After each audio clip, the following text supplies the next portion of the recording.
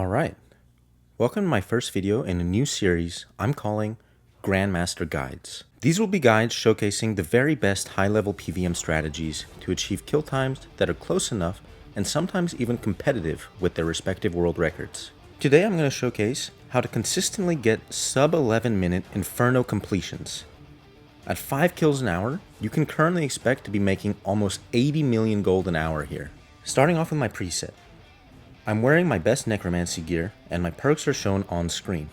I'm using a Toggle Zo ring throughout all the waves except for Zuck, as it provides the best damage bonuses.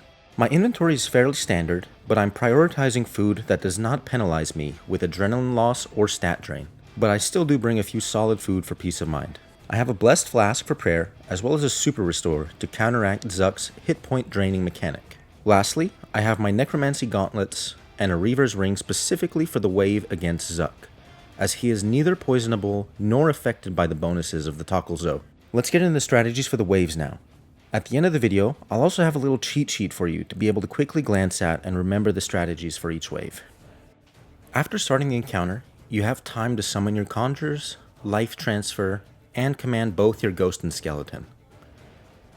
Wave 1, we can quickly clear out all the monsters by target cycling and improvising with our strong basic abilities like Soul Sap, Touch of Death, and as necessary, we can use Bloat.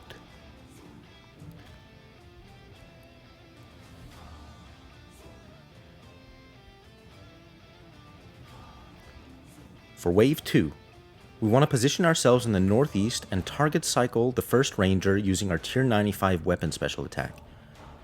Surge over to the next ranger and use an auto attack followed by a Touch of Death. Then we're going to keep doing abilities to the nearby monsters while starting to run south and luring everything into a big cluster, where we can then do a triple scythe.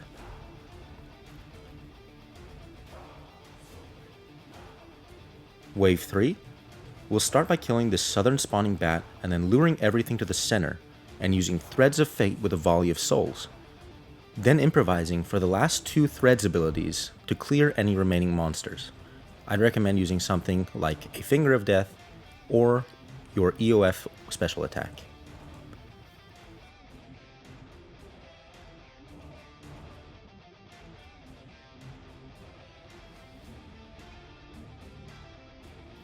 Wave 4, start north and target cycle Soul Sap to stun the first Igneous Meleeer, and finish him off with a Threshold or some strong basics. Surge south and repeat this for the second Meleeer. You can then position yourself close to the third Meleeer and use 2 Soul Scythes to try and generate some souls off this cluster of Meleeers. That will be useful for the following Zuck section here. After killing that Meleeer, activate Split Soul and then use whatever souls you have on Zuck for a volley of souls, and then finish him off with something like a Bloat or some strong basics. For the first challenge wave, use Threads of Fate, Soul Sap, Volley, and any other ability to clear off the final 2 monsters. Wave 6. This is the first Jad wave. So summon and extend brand new Conjurers and start by target cycling the nearby Rangers and improvising with the tier 95 special attack, supercharged auto attacks, and your Necrosis abilities. Stand a little bit east to lure the Jad and the future Meleeers towards the center while you finish off the Rangers. After which you want to move in melee distance to the Jad and use triple scythe. That's going to be able to hit everything in this area and very quickly clear the wave.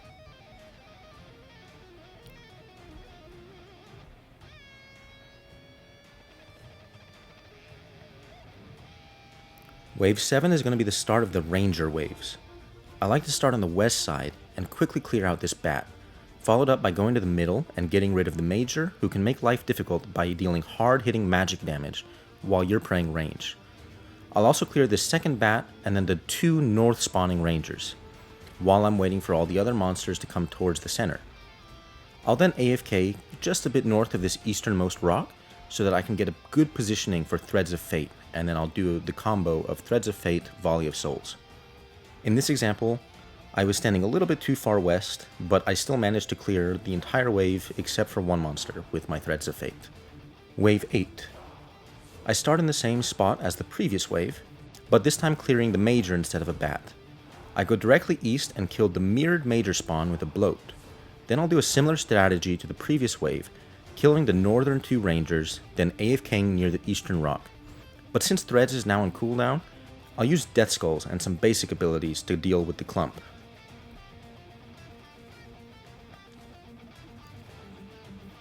Wave 9, starting north, I'll kill all the Igneous Rangers by using Bloat and some basics, before then activating Split Soul and attacking Zuck with a 5-stack volley.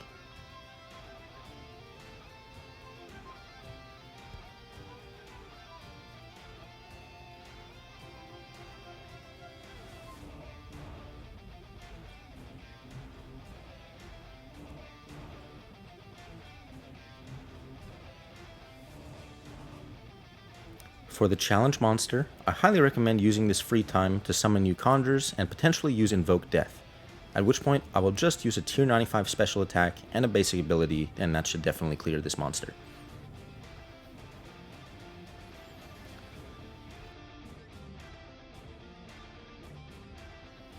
This is the double Jad wave. I start by killing the major, followed by the southwesternmost bat, who has a nasty habit of getting stuck on the rocks and slowing down this wave tremendously. I kill some of the nearby monsters and improvise on this first western Jad using Invoke Death, and then moving on to the second Jad using Death Skulls, which should bounce to and kill any of the nearby straggling monsters.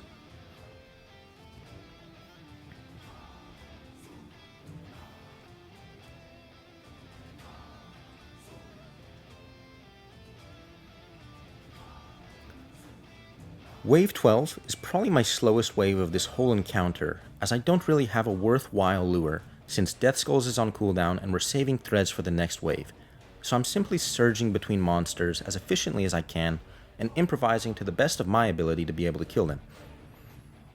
That said, after even refreshing my conjures during this wave still only took about 40 seconds.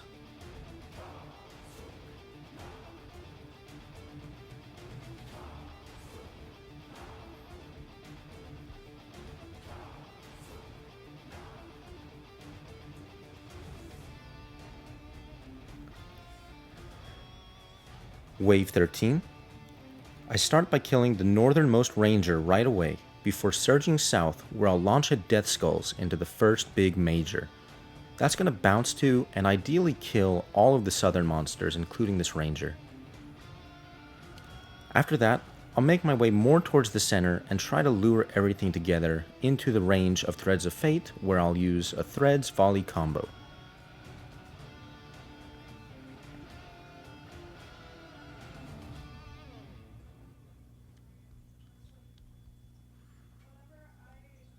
Wave 14. Starting west and making use of Bloat and Command Skeleton is the quickest way to deal with these Igneous Majors.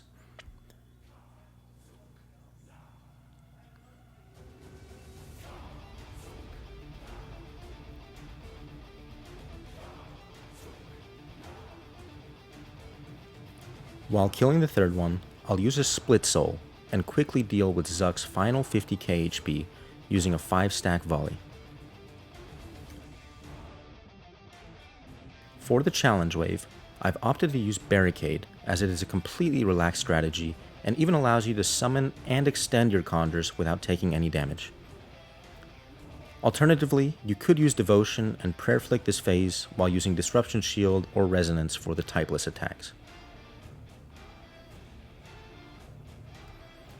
Wave 16, this is the triple Jad wave. Make sure that you start with Invoke Death on each Jad and quickly start by killing this first Western Jad. While you're doing that, the other two will start to nicely group up in the center where you can bounce a Death Skulls between them.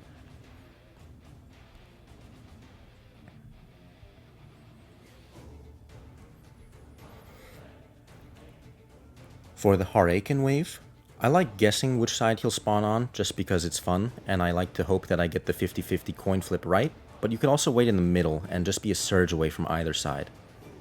Whatever you prefer, start the wave with an Invoke Death and a tier 95 weapon special attack, after which you should improvise with your Necrosis abilities and Bloat. Do not use your Split Soul, as we're saving that for Zuck.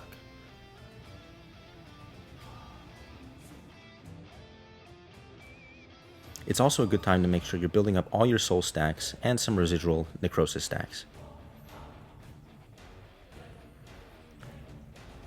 So now it's time for Zuck. This natural instinct that you see me do is kind of pointless actually, but it did allow me to get in a bloat and a death skulls before my living death, which maybe is a little bit faster than just going into a living death rotation. But the living death rotation is the most important part of this, and that alone will consistently phase the boss without doing too many special attacks to you.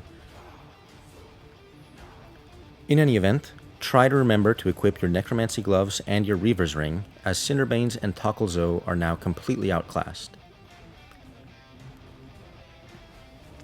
And now the living death rotation is very similar to any Raziel or Vorkath rotation that you might already be familiar with.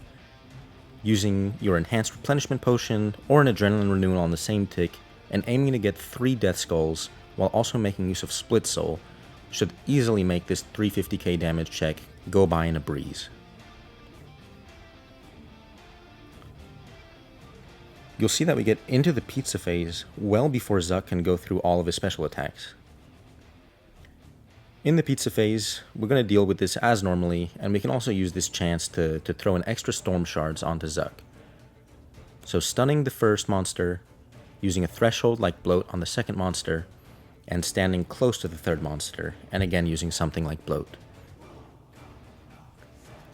Now at the end here, because we only have 100k HP left to do, and Invoke Death is going to kindly do the last 30k of that, we can turn on Split Soul early as the third Igneous monster is dying, launch an early Death Skulls, preemptively apply Bloat, and then promptly use Volley of Souls and Shatter right after pushing the action button to break Zuck's Focus Shield.